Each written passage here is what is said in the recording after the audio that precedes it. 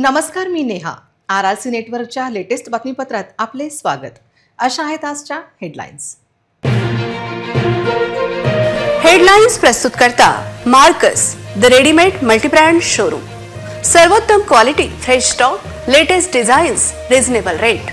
LRT college road, Raghuvanshi Mangal Karyalay के बाजू में, अकोला. हजारो रुपयांच्या पाणीपट्टी देयकाने जनतेला फुटला घाम.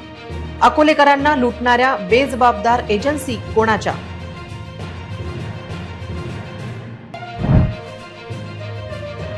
डापकी रोड विस्तारीकरण रखडले, जनता संतप्त. डापकी रोड उड्डाण पुलावर लाईट्सचा प्रकाश कधी? बाजारपेठेत निंबू विकत घेण्यापूर्वी भाव विचारा. सामान्य जनतेला महागाईचे चटके, शेतकऱ्यांना मिळतो का फायदा?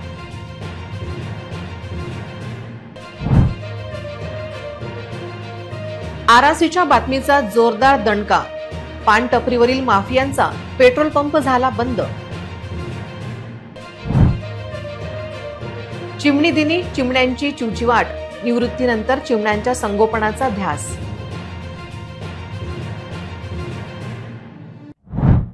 आता सविस्तर बातम्या.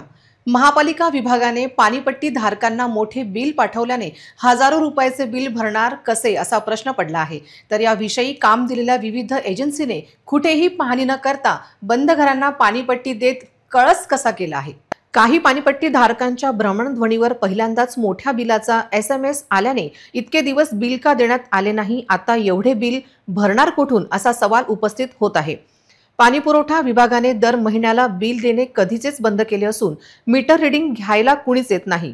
त्यामुळे पाणीपट्टी धारकांना नियमित बिल वाटप होत कंत्राटदाराने मधूनच देयक देत लोकांची झोप उडवली आहे.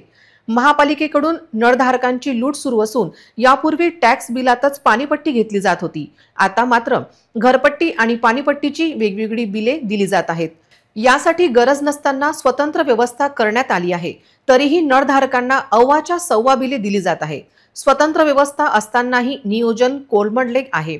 या संदर्भात नळधारकांच्या तक्रारी प्राप्त होत आहेत. काही नळधारकांना लाखाहून अधिक बिल देण्यात आली आहेत. महापालिकेच्या अव्यवस्थेचा फटका जनतेला बसला आहे.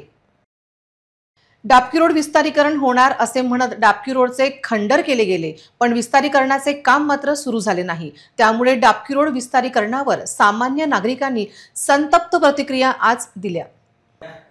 अनेक वर्षाच्या प्रतीक्षेनंतर शहरातील वर्दळीचा असलेला डापकी रोडचे विस्तारीकरण करण्यासाठी महापालिका प्रशासनाने पावले उचलली होती. डापकी रोड पोलीस स्टेशन ते कॅनॉल रोड पर्यंत 2 भागात हा रस्ता तयार करण्यात येणार होता. पण विस्तारीकरणाचे घोडे कुठे अडले असा प्रश्न पडला आहे. काय वाटतं तुम्हाला, जेवढ्या स्पीडनी महानगरपालिकेने जे हे मोहीम हाती घेतली होती, जे आजूबाजूचे आज दुकानं पाडलेले आहे, जे अतिक्रमण मध्ये जोही भाग आलेला आहे तो भाग त्यांनी काढून टाकलेला आहे, पण तेवढ्या संत गतीने आज डापकी रोडचं काम सुरू आहे. तसं बघितलं डापकी रोड तर सध्या भकास दिसतोय. काय वाटतं तुम्हाला? पण कसं आहे, पूर्ण अतिक्रमण पाडलेलं नाही आहे ना. जेव्हा पूर्ण अतिक्रमण पडणार तेव्हा काम सुरू होणार.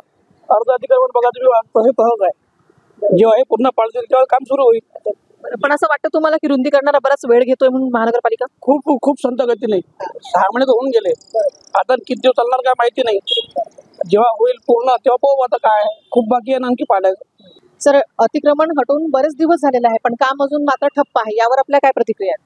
प्रतिक्रिया आता काम संत गतीने चालू आहे आणि आम्ही दमचे दुकान पाडून सगळं साहेबांनी सांगितलेल्या मार्गदर्शनात आम्ही पूर्ण दुकान पाडलं आणि त्यांनी मार्किंग केलं. त्याच्या आतमध्ये आम्ही जाऊन, पण आता बाकीच्यांनी पाडलेलं नाही. अजून बऱ्याचशा समस्या आहेत. कोणाचे कोर्टात मॅटर चालू आहे, कोणाचं अजून काही चालू आहे. गाडीवर प्रश्न निर्माण असा झालेला आहे की डापकी रोडवर धंदेपाणी काहीच राहिलेलं नाही आहे. आता मी माझं स्वतःचं दुकान असताना आता मला दुसरं एक भाड्यानं दुकान घेऊन मला तिथं माझा व्यवसाय करायला पडून राहिला. म्हणजे अजून तुम्हाला अशी महानगरपालिकेनं नवीन असं ठोस मुद्दा भेटला नाही का की या ठिकाणी किंवा या दिवशी तुम्हाला तुमचा व्यवसाय लागू करण्यात येईल किंवा रुंदीकरण करण्यात येईल? काहीच नाही. महानगरपालिकेचा कुठलाच कन्सेप्ट क्लिअर नाही आहे. एखाद्या दिवशी येतात हा मुद्दा घेऊन, कोणी नाली करायला येते, कोणी गटरच्या योजनेसाठी येते, पण पूर्ण नाहीये, पूर्णत्वाचं नाही जात काम त्यांचं. प्रेशर येते, दडपण येते, त्याच्यात ते काम थांबून जाते त्यांचं. आज आमच्या माझी जी अडचण आहे त्याची अडचण मला वैयक्तिक हे करावं लागून राहिली, बाकी शासनाला किंवा महानगरपालिकेला काहीच नाही आहे. नाही, आम्हाला असंच वाटतंय की हे जे चालू केलेलं काम आणि लवकरात लवकर पूर्ण व्हावं आणि त्यामुळे सर्वांना म्हणजे हे होईल, म्हणजे रस्ता पण रुंदीकरण होईल आणि सगळ्यांना योग्य हे मिळेल, समजा न्याय मिळेल. बरोबर. हाँ, ये सब गिराने का, फोड़ने का, वही स्पीड से वो कुछ नया कुछ करेंगे, डापकी रोड का रुंदीकरण करेंगे, लेकिन अब तो उस सब काम धीमे गति से चल रहा है. क्या लगता है आपको? काम तो बहुत धीरे से चल रहा है, काम फास्ट होना चाहिए, वो हिसाब से हो रहा नहीं काम. ये इधर भंगार दिख रहा है काही सही बात है. एरिया आहे ना, जो भंगार होतं. दिसतंय मला थोडं पाडल्यासारखं वगैरे. आता माझं स्वतःचं दुकान आहे, आता माझे इथपर्यंत प्रॉपर्टी आहे, इथपर्यंत आहे, इथपर्यंत. आता यात मी काय करणार? अच्छा, म्हणजे आमचे कॅमेरापासून तुम्हाला दाखवू शकतात की सरांची जागा इथपर्यंत आहे बोलले सरांचं, आणि त्याच्यानंतर एवढी, आणि उरलेली जो स्पेस आहे, उरलेला जो स्पेस आहे, माझं कॅमेरा पर्सन दाखवतात तुम्हाला, उरलेला स्पेस हा 2-3 फुटाचा आहे. तर या स्पेस मध्ये या काकांनी व्यवसाय कसा करायचा आणि त्यांचा उदरनिर्वाह कसा भागवायचा? कारण मला आता उदरनिर्वाहासाठी एवढीच जागा आहे ना, यामध्ये काय करू शकतो. आणि माझी स्वतःची प्रॉपर्टी, याबद्दल मला मोबदला देण्यात यावा. हालाकी टीडीआरचं मी काय करणार, माझी दुवार जागा नाही आहे ना. टीडीआर म्हणजे डेव्हलपमेंट करायचं. याआधी जेव्हा हे अतिक्रमण हातात घेतलं होतं तेव्हा तुम्हाला सांगण्यात आलं का, तुम्ही हे सगळं त्यांना क्लिअर केलं का कन्सेप्ट तुमचं? पण तेव्हा आम्ही टीडीआरच देऊ शकतो म्हणते.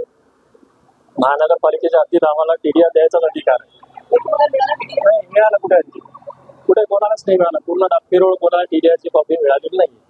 फक्त नोटीस मिळाली, त्यात उल्लेख केलेला आहे की आम्ही तुम्हाला टीडीआर देऊ, पण टीडीआर मिळाला कुठे? एक नवीनच एक मुद्दा समोर आलेला आहे की इथे काही काही जे व्यावसायिक आहेत, जे व्यापारी वर्ग आहेत, त्यांची काही जणांची प्रॉपर्टी ही स्वतःची आहे.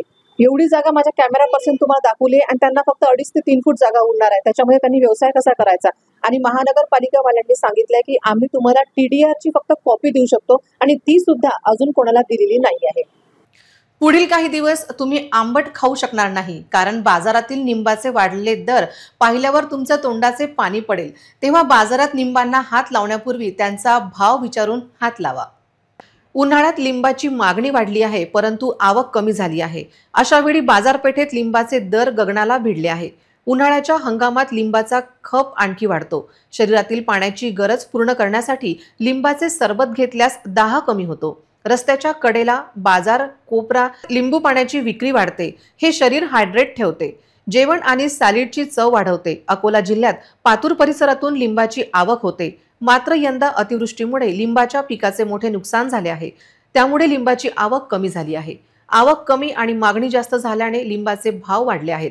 आज बाजारात लिंबू 200 ते 250 रुपये किलो दराने विकले जात आहे. आरसीच्या बातमीनंतर ट्रॅक्टर चालकांनी चोरलेल्या पेट्रोलच्या आधारे सुरू झालेल्या स्वस्तातील पेट्रोल पंप बंद झाला आहे. अकोटफाईल येथे पान टपरीवरील पंपाची बातमी लागताच तो तपास यंत्रणांनी गुपचूप बंद केला आहे.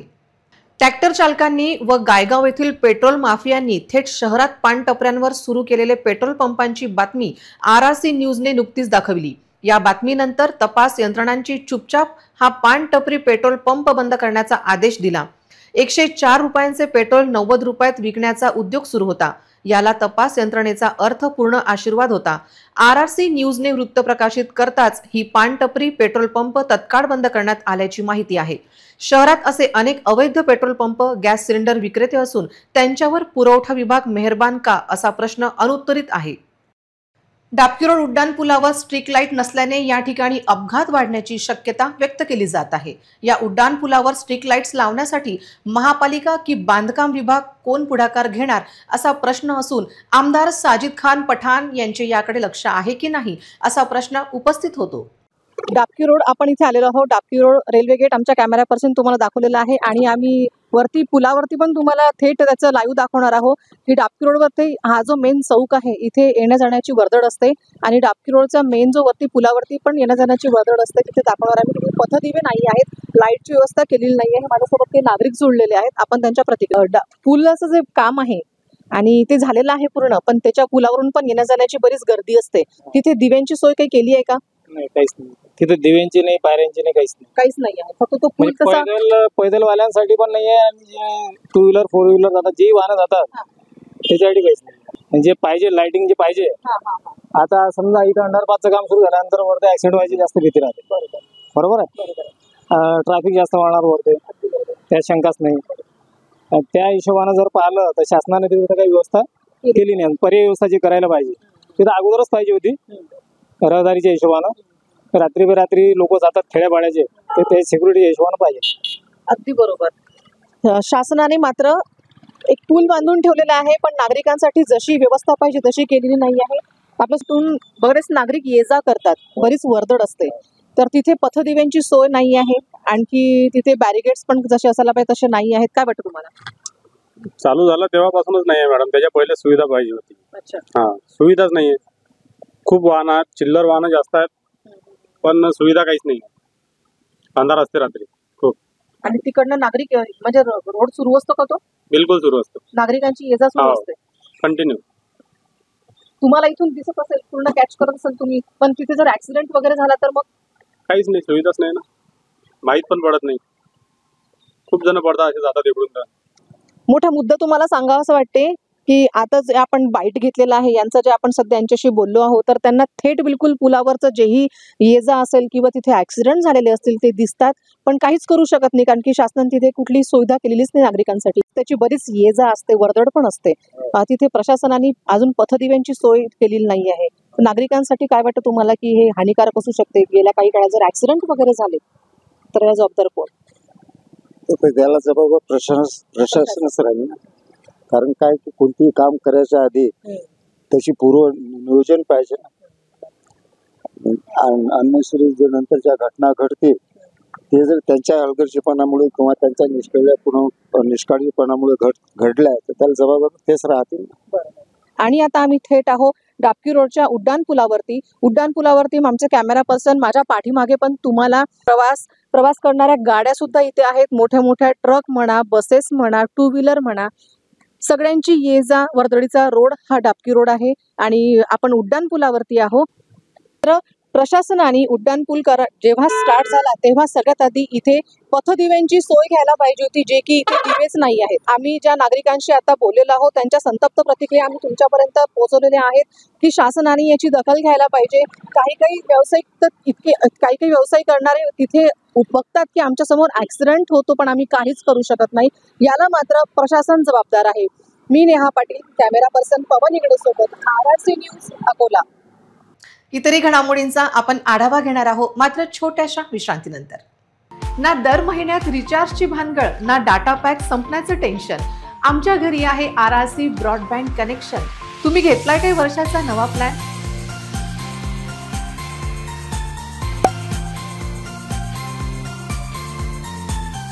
विश्रांतीनंतर पुन्हा एकदा तुम्हा सर्वांचं हार्दिक स्वागत. दारू पीत रस्त्यावर रील तयार करणाऱ्यांना हटवणाऱ्या पत्रकार विठ्ठल महले यांच्यावर प्राणघातक हल्ला करण्यात आला. याविषयी आज अकोला पश्चिमचे आमदार साजिद खान पठाण यांनी पॉइंट ऑफ ऑर्डर उपस्थित करत शहरातील कायदा आणि सुव्यवस्थेवर प्रश्न उपस्थित केला. अकोला शहरातील गुन्हेगारांवर पोलिसांचा पूर्णपणे नियंत्रण नाही असा प्रश्न उपस्थित होतो. सर्वत्र दादागिरी आणि गुंडगिरी वाढली आहे. पत्रकार विठ्ठल महले यांच्यावर बुधवारी रात्री हल्ला झाला. रस्त्यावर बसून रील बनवणाऱ्या तरुणांनी हा हल्ला केला. पोलीस येण्यापूर्वीच हे तिघे तरुण फरार झाले.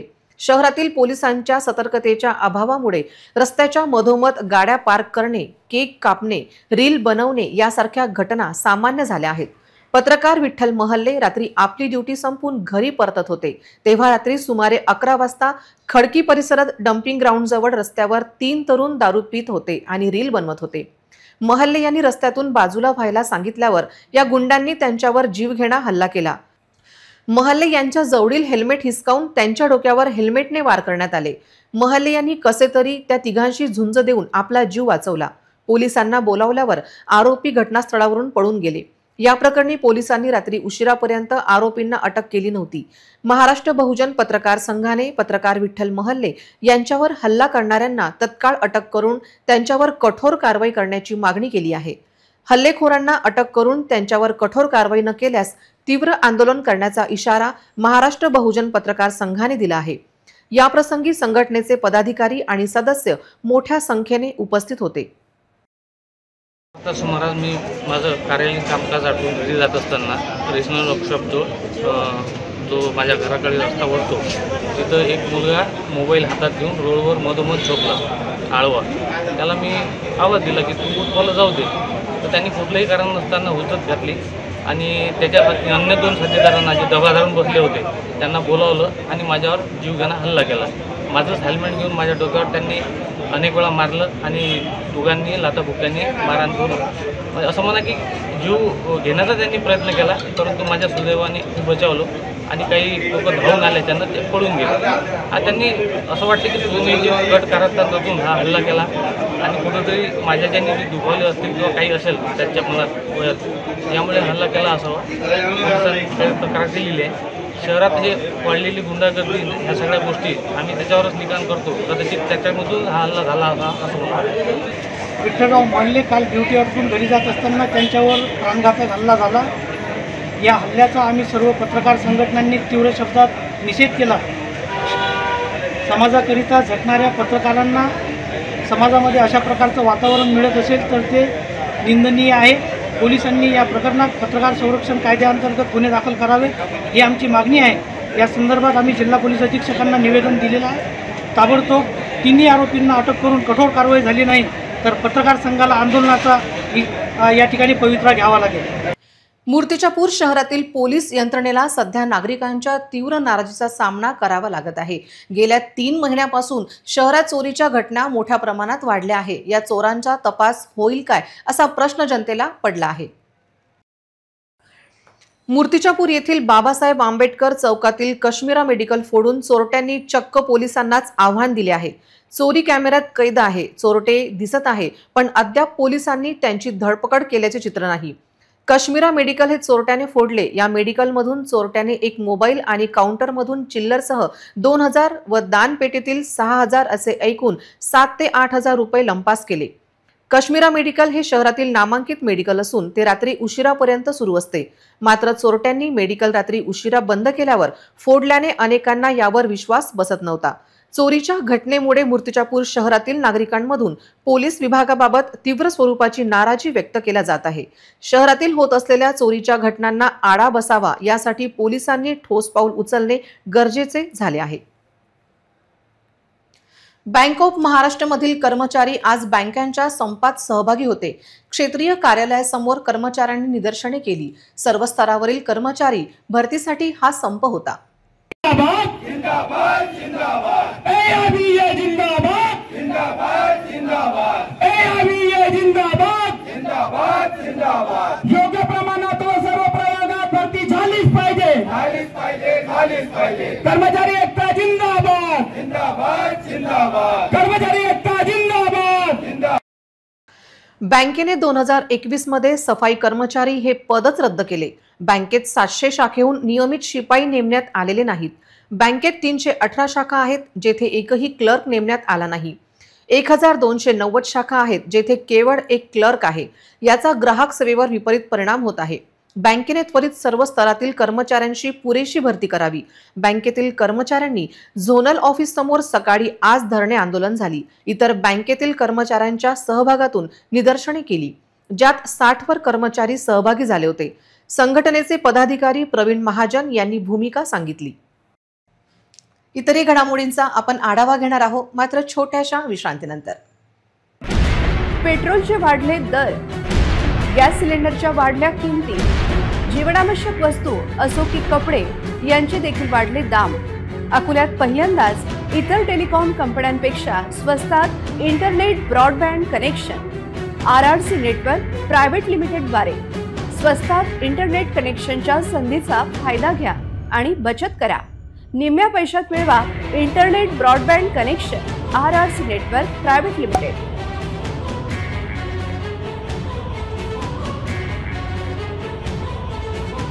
विश्रांतीनंतर पुन्हा एकदा तुम्हा सर्वांचं हार्दिक स्वागत. राज्य सरकारने अचानक टॅक्स व फी वाढ केल्याने आज अकोल्यात जिल्हा वाईन बार व बियर बार असोसिएशनचे बंद पुकारत सरकारचा निषेध केला. याविषयी जिल्हाधिकाऱ्यांना निवेदन देत आंदोलन तीव्र करण्याचा इशारा दिला आहे. शासनाकडून परमिट रूम मधील मद्य विक्रीवर 10% वॅट टॅक्स मध्ये वाढ व 2025 ते 2026 नूतनीकरण फी मध्ये 15% वाढ केल्यामुळे दोन्ही निर्णयामुळे दारू दुकानदारांचे मोठ्या प्रमाणात आर्थिक नुकसान होत आहे।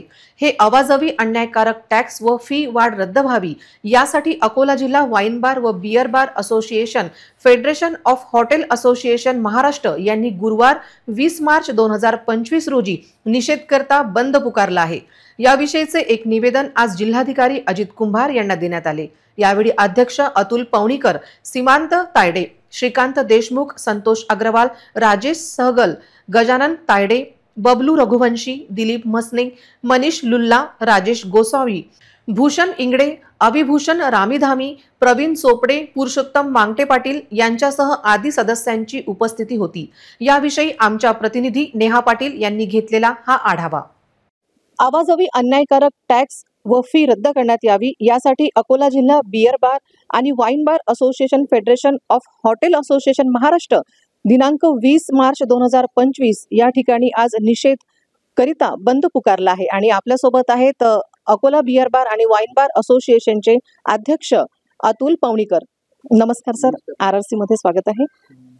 आज जो बंद पुकारलेला आहे हा शासनाकडून दारू विक्रीसाठी जो टॅक्स वाढवला आहे शासनाने, यावर तो अन्यायकारकच आहे ना? हो, अन्यायकारकच आहे, कारण की 10% वॅट लावलेला आहे आणि हा 10% वॅट फक्त बारवाल्यांना नाही, वाईन शॉपवाल्यांना नाही। आमचं एकच म्हणणं आहे की जर तुम्हाला वॅट लावायचा असेल तर तो फर्स्ट पॉईंटवर लावा, म्हणजे जेणेकरून वाईन शॉप व बार मध्ये फरक राहणार नाही, असं आमचं म्हणणं आहे शासनाला। अन्याय तर होतच आहे, त्यासाठी शासनाने फर्स्ट पॉईंटवर MRP मध्ये टॅक्स लावावा, त्यामुळे आमचे धंदे सुरळीत चालू राहतील आणि वाईन शॉपहून जे बुटलीकरचे धंदे इतर होत असतात ते पण बंद पडतील।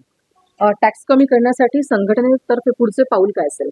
पुढचं पाऊल म्हणजे आता मॅडम हे सुरुवातीला पहिल्यांदा बंद केलेलं आहे, त्याच्यानंतर आम्ही बेमुदत बंद करू सगळे बार। या ज्या अवाजवी 10% वॅट केलेला आहे त्याच्यामुळे अवैध व्यवसायाला सुद्धा खूप चालना मिळाली आहे। डुप्लिकेटिंग दारू पण खूप जास्त प्रमाणात वाढलेली आहे आणि त्याच्यामुळे परमिट रूम बारवाल्यांवरतीच एक मोठं संकट उभं राहिलेलं आहे। त्याकरिता हा निषेध म्हणून आम्ही महाराष्ट्र लेवलवरती पुकारलेला आहे, त्याला आम्ही पाठिंबा दिला आहे।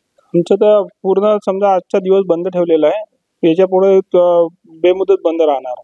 शासनाने हा जो 10% वॅट लावलेला आहे याच्यामुळे हॉटेल व्यावसायिक जे आहेत, बार व्यावसायिक जे आहेत त्यांचा खर्च यात निघत नाही आहे आणि या वॅटमुळे वाईन शॉपमध्ये याच्यामध्ये जो डिफरन्स आहे किमतीचा, याच्यामुळे आमचे धंदे फार डबघाई झालेत आणि जर शासनाने या वॅट कमी करण्यावर लक्ष दिलं नाही आणि वॅट जर कमी केला नाही तर हे आंदोलन आम्ही यापेक्षाही तीव्र करू। अक्षरशः म्हणजे असं म्हणायला हरकत नको की पोटावर पाय दिल्यासारखाच झालेला आहे। रेव्हेन्यू वाटलंच ते पूर्ण भरतायत, सगळे जे सुविधा असतील त्या सगळ्या माफ करण्यात यावा आणि पुढचा जर तुम्ही हे सुविधा जर माफ नाही केली तर पुढचा अगदी बंद पुकारला जाईल, असं अकोला असोसिएशन, बियर बार आणि वाईन बार असोसिएशनचे अध्यक्ष अतुल पवणीकर यांचं म्हणणं आहे। मी नेहा पाटील, कॅमेरा पर्सन पवन इंगडे सोबत, RRC न्यूज अकोला। सातत्याने वाढत चाललेल्या मोबाईल टावरच्या जाळ्यामुळे सध्या चिमण्यांची संख्या मोठ्या प्रमाणात कमी होत आहे। चिमणी वाचवण्यासाठी अनेक संस्था व सामाजिक संघटना पुढे येत आहेत, परंतु अकोल्यातील सेवानिवृत्त तलाठी सुनील कल्ले हे गेल्या काही वर्षापासून चिमणी वाचवण्यासाठी धडपड करत आहेत। त्यांनी घरातच अनेक घरटी लावीत त्यांना निवारा मिळवून दिला आहे। पहा आमचे प्रतिनिधी सुरेश राठोड यांचा एक विशेष रिपोर्ट। अकोला शहरात कोलखेड भागात वास्तव्यास असलेले सेवानिवृत्त तलाठी सुनील कल्ले यांनी चिमणी वाचवण्यासाठी गेल्या काही वर्षापासून ध्यास घेतला आहे। शिवताईचे संगोपन, संरक्षण तसेच संवर्धन व्हावे यासाठी त्यांनी आपल्या घराच्या आवारातील छताला विविध घरटी उभारणीत चिमणीसाठी खाद्य तसेच पिण्याच्या पाण्याची व्यवस्था केली आहे। घरातील चिमुकल्यांना चिवताईंच्या संवर्धनासाठी एक पाऊल पुढे टाकावा अशी अपेक्षा व्यक्त करण्यात येत आहे। सध्या उन्हाळ्याची चाहूल सर्वत्र लागली आहे। या काळात आपल्या घराच्या परिसरामध्ये चिवताई करतात कृत्रिम घरटे तसेच पिण्याच्या पाण्याची व खाद्याची व्यवस्था केल्यास पुन्हा एकदा सर्वत्र चिवताईंचा आवाज आपल्याला नेहमी ऐकायला मिळणार हे निश्चित।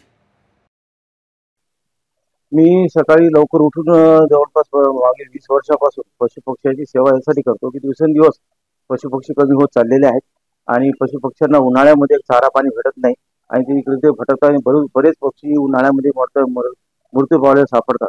त्यामुळे मी पशुपक्ष्यांना रोज सकाळी उठून चारा पाण्याची व्यवस्था करतो आणि त्याच्यामुळे आम्हाला आनंदही मिळते। आमच्या प्रकृतीमध्ये खूप फरक पडतो आणि त्याचा आम्ही आनंद पूर्ण घेतो। दररोज हे पशु आणि पक्ष्यांची सेवा करतात। माझा त्यामध्ये खारीचा वाटा असतो। आम्ही सकाळी लवकर रोज उठतो त्याच्यानंतर खाद्य आणि पाण्याची व्यवस्था करतो. यावर्षी ग्लोबल वॉर्मिंग आणि आपल्या हवामान खात्याचा एक अंदाज होता की खूप प्रखर उन्हाळा राहील, म्हणून यावर्षी आम्ही ग्रीन नेट त्यांना बांधली, भरपूर झाडं आणि पाणी लावले, जेणेकरून जास्त वेळ ते याच्यामध्ये थांबतील आणि आम्हाला या मानसिक अशांततेच्या सगळ्या काळामध्ये एक उच्च कोटीचा आनंद हे पक्षी आम्हाला देत राहतात. पुन्हा एक नजर टाकूया आजच्या प्रमुख घडामोडींवर. हेडलाइन्स प्रस्तुत करता Marcus the readymade multibrand showroom. सर्वोत्तम quality, fresh stock, latest designs, reasonable rate. LRT college road, Raghuvanshi Mangal Karyalay के बाजू में, अकोला. हजारो रुपयांच्या पाणीपट्टी देयकाने जनतेला फुटला घाम. अकोलेकरांना लुटणाऱ्या बेजबाबदार एजन्सी कोणाच्या?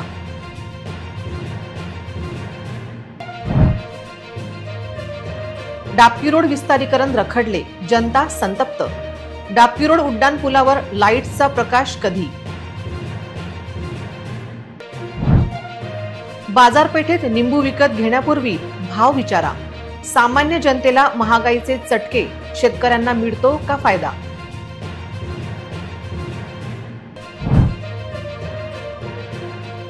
आरआरसीच्या बातमीचा जोरदार दणका.